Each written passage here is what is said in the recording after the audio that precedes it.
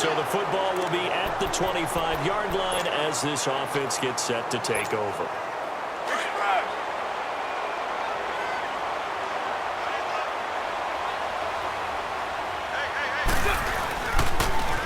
Now they'll run it on the toss.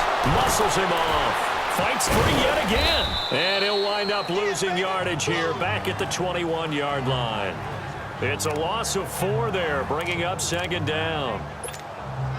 I know the scouting report on him is that he doesn't possess the eye discipline to be an elite linebacker. And what that means is his ability to read, react, and make a play. But on that one, he looked like one of those guys. And he's able to plow forward up to about the 29, just shy of the 30. Call it an 8-yard pickup, and it'll be third down. They're trying to show that they can run the ball and protect this lead. Give it to the backs, play a little bit of keep away, don't you think? And that's probably a good philosophy at this point, going to make that defense stand up and stop them. Throwing his car on third down. Finds Roberts left side. Another miss. Still on his feet.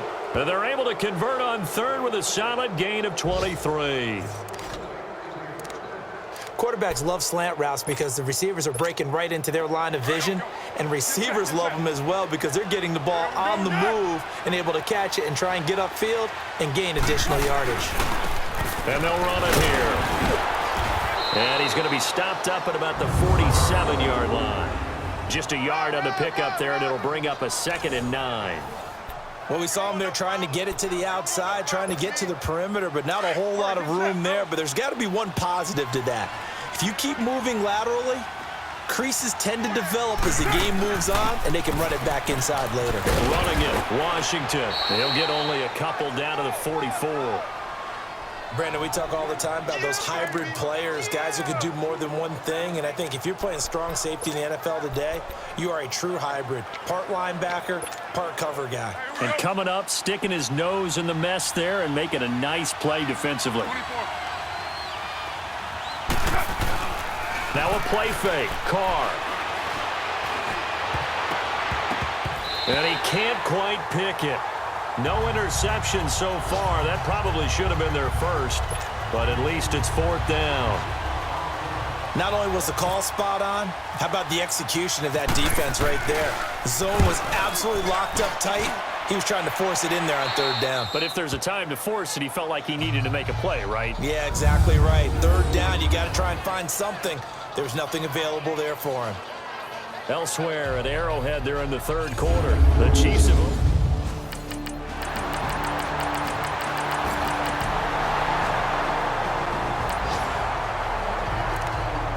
So the football will be at the 25-yard line as this offense gets set to take over.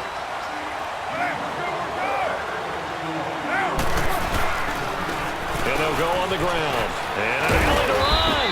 And they're able to get this one across the 35. That one will go as a gain of 11. Raiders having a first down as well. Do my eyes deceive me, or is he getting stronger as this game moves along? Burst seems just as good here in the fourth as it was way back in the first, doesn't it? I do believe someone put a lot of time in the offseason and continues to condition during the season in order to continue to carry the ball at this rate. And for one of the few times here today, this run's not going to go anywhere. Officially no gain on the play, and it's second down. Sometime in this fourth quarter, someone on defense is going to have to step up and force a turnover. Under 4 to go now as the clock runs and they come up on second down. On second down, here's Carr. And he almost had it defensively. Could have been a game changer there in this second half. Instead, it's third down. I think he's taking an awful chance with the football right there. You've got to lead, you've got to protect it, and he's taking chances putting it out there in a little bit of jeopardy. Especially in a spot like this, fourth quarter, as you said, trying to cling to that advantage. Yeah, that one probably should have been picked, huh? Throwing for his running back, and he's got him complete. And able to break one tackle, but then quickly brought down. But a nice little gain. It's a gain of 7, and it'll be fourth down. Instead of throwing it downfield, Charles, they just tried to dump it underneath there. Do you like the call? I do. I think it's a high percentage play because you get the completion, and what you're counting on is your back to use his legs and his elusiveness to make people miss and pick up the first down. In this case, it didn't.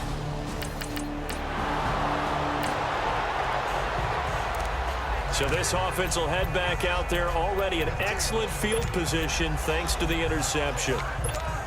And now Oakland ready to take the field. They've got the lead. Last time had to punt it, though. What's the key to this drive? I think it's leverage. The big guys up front. And he'll take it into the end zone for a Raider touchdown. A great play there. His third touchdown of the season, all coming in this game. And the Raiders...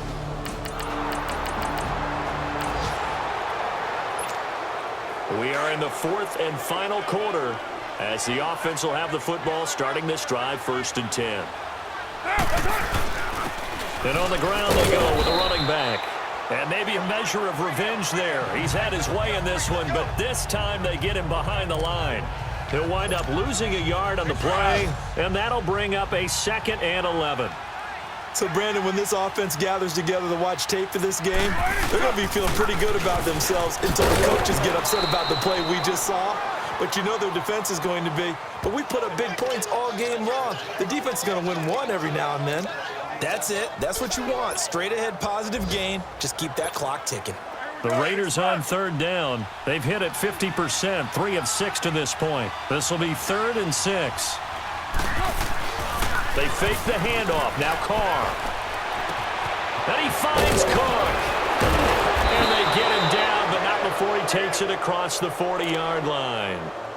The pickup goes for 16 and a Raider 1st down. Now that's a big pickup right there, and so often we focus on how the quarterback's faking on play action. How about everyone being in on the deal and picking it up? 2nd, 3rd levels, you could see them trying to recover. They bit. Worked out offensively. And they're running right through him. And he'll be taken down just shy of midfield. 8 yards on the pickup, and now they'll have some options on 2nd and short.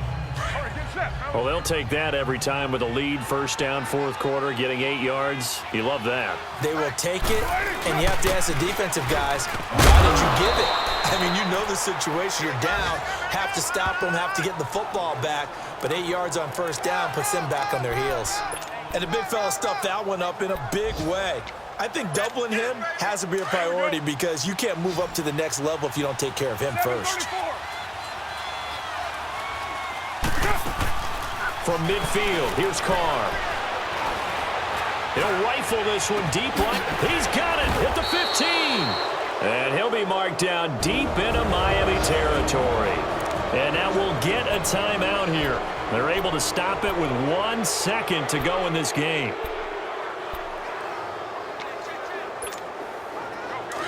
Get set. Hey, 7:34. Carr going to look to throw.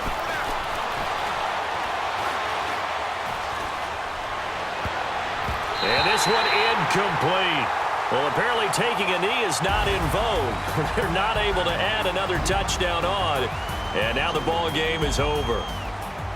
Well, Charles, the forecast called for rain throughout the entire game, and we got rain throughout the entire game. But these two teams, they had fun getting dirty out there. They love the slop. Did you trust the forecast ahead of time? Or are you one of those I'm guys a little that's skeptical about it, or did you trust it? But when I saw just a big blob of green on the radar, I said, okay, let's trust. Yeah, and that's why I'm glad you took my advice. Get your notes laminated, because, you know, open-air booth, that rain can affect us as well, although not as much as the guys on the field.